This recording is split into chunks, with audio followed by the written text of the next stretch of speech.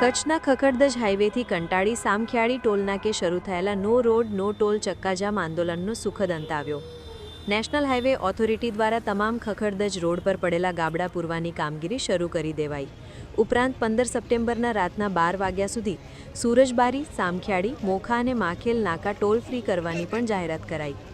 લાંબા સમયથી ટ્રાન્સપોર્ટરો દ્વારા ખખડધજ રોડની રજૂઆતો કરાઈ હોવા છતાં હાઈવે ઓથોરિટી દ્વારા કોઈ નક્કર પગલાં લેવામાં આવતા નહોતા. જેના પગલે ટ્રાન્સપોર્ટ એસોસિએશને નો રોડ નો ટોલ ચક્કાજામ આંદોલન શરૂ કર્યું હતું. આંદોલનના પગલે હજારો વાહનોના પૈડા થંભી ગયા હતા અને જ્યાં સુધી હાઈવેની હાલત સુધારવામાં નહીં આવે ત્યાં સુધી આંદોલન ચાલુ રાખવાની ચીમકી આપવામાં આવી હતી.